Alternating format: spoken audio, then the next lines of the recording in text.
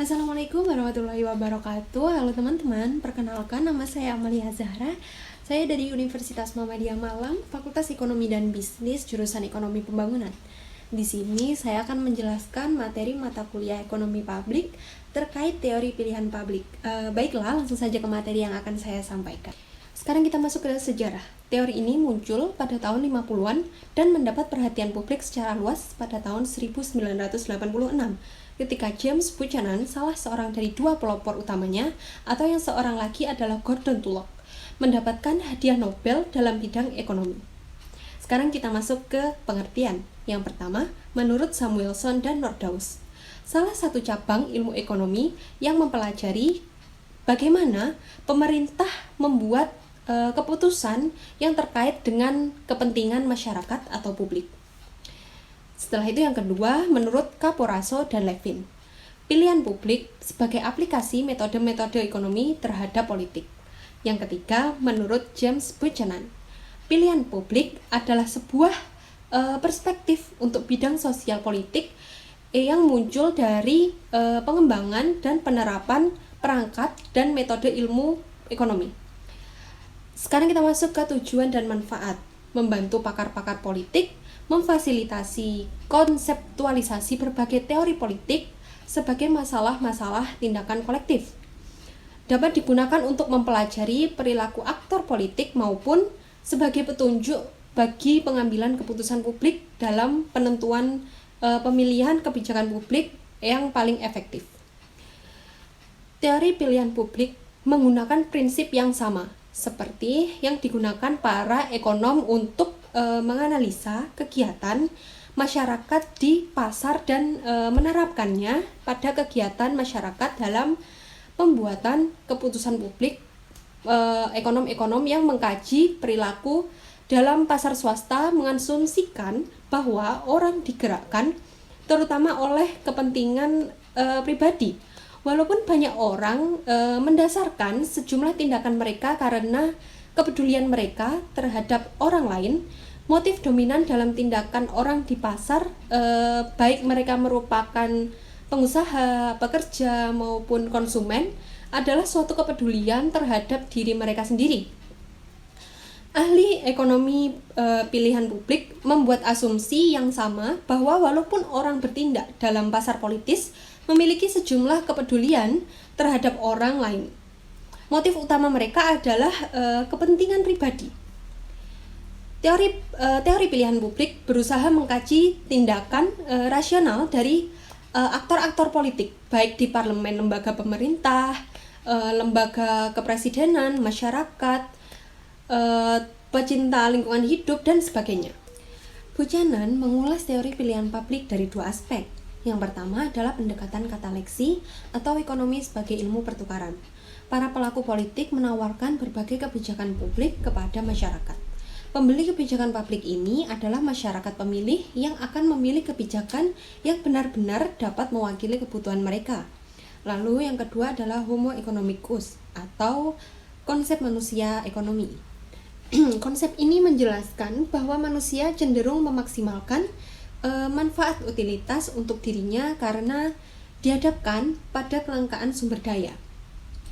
Dalam pasar politik, politisi sebagai pelaku memaksimalkan kepuasan pribadi yang dimotivasi oleh banyak faktor, seperti gaji, reputasi publik, kekuasaan, dan ruang untuk mengontrol birokrasi. Sementara para pemilih akan mengontrol suara untuk mendapatkan kebijakan yang diinginkan. Berdasarkan kedua aspek utama dalam kajian ilmu tersebut, maka sebagai pemasok atau supplier adalah para politisi, parpol, birokrasi, dan pemerintah, sedang sebagai peminta atau demander adalah pemilih atau voters. Jenis transaksi komoditas publik, alat transaksi, suara, dan jenis pertukaran adalah politik sebagai pertukaran. Kebijakan publik yang akan diambil tentunya berdasarkan asas pertukaran yang didasari pemikiran rasional. Interaksi antara penawaran dan permintaan terjadi di mana politisi dipandang sebagai produsen yang menawarkan cara terbaik untuk mengonsumsi komoditas publik dan masyarakat pemilih sebagai konsumen yang akan memanfaatkan dan mengkonsumsi komoditas publik tersebut sekiranya kekuatan permintaan dan penawaran seimbang, maka kebijakan publik yang diambil akan menguntungkan ke semua pihak. Selanjutnya, perbandingan teori ekonomi klasik dengan teori pilihan publik. Variabel ekonomi klasik, pilihan publik, pemasok atau supplier, produsen, pengusaha, distributor, politisi, parpol, birokrasi, pemerintah, peminta atau demander, konsumen, pemilih atau voters, jenis barang-barang, individu barang publik, alat transaksi, uang, suara vote, jenis transaksi sukarela, politik sebagai pertukaran. Lalu kita ke kekuatan dan kelemahan. Yang pertama, kekuatannya adalah sebagai jembatan penghubung antara ilmu ekonomi dengan ilmu politik yang selama berkembang secara terpisah satu sama lain. Teori ini memungkinkan untuk melihat fenomena politik secara lebih pasti dan terprediksi secara teoritis. Lalu kelemahannya teori ini mengasumsikan bahwa setiap individu bertindak rasional tanpa mengindahkan kekayaan lembaga, budaya, dan politik masyarakat yang ada. Aplikasi pilihan publik dalam aplikasinya sangat erat kaitannya dengan masyarakat pemilih, partai politik, politisi, birokrat, kelompok kepentingan, dan aturan-aturan pemilihan umum. Ini bisa dilihat dalam sistem ketatanegaraan kita yang mengedepankan demokratisasi yang berwujud pada pemilihan-pemilihan anggota legislatif maupun eksekutif. Selanjutnya adalah fungsi. Yang pertama, menunjukkan bagaimana sikap atau behavior yang diinterpretasikan sesuai medium, budaya, dan ideologi yang ada. Yang kedua adalah mengiluminasikan kondisi-kondisi keberhasilan tindakan kolektif dan untuk menunjukkan mengapa sebagian kepentingan bisa lebih diagregasikan dan sebagian lainnya tidak. Yang ketiga adalah menjadi petunjuk bagi decision maker untuk menentukan pilihan kebijakan yang paling efektif. Nah, yang terakhir kita masuk ke kesimpulan. Teori pilihan publik memberikan kerangka atau penjelasan bagaimana pemerintah membuat keputusan tentang perpajakan, pengeluaran, peraturan-peraturan ekonomi, dan kebijakan-kebijakan lainnya. Mekanisme publik untuk alokasi sumber daya, tidak seperti pengeluaran dalam barang swasta yang konvensional yang ditentukan melalui sistem harga. Pengeluaran barang publik ditentukan melalui proses politik. Penentuan penyediaan barang publik melalui sistem mayoritas sederhana dapat menimbulkan masalah karena adanya raw paradox, kecuali pada masyarakat yang sangat homogen di masa preferensi mereka. Semuanya sama sehingga dapat dilakukan pemilihan secara aklamasi. Alternatif untuk penentuan pengeluaran barang publik, teori pengeluaran pemerintah yang dikemukakan oleh Lindah adalah teori yang sangat berguna untuk membahas penyediaan barang publik yang optimum dan secara bersamaan juga membahas mengenai alokasi pembiayaan barang publik antara anggota masyarakat. Kelemahan teori Lindahl adalah karena teori ini hanya membahas mengenai barang publik tanpa membahas mengenai penyediaan barang swasta yang dihasilkan sektor swasta. Lalu tidak tersedianya gambaran yang cukup dari proses politik.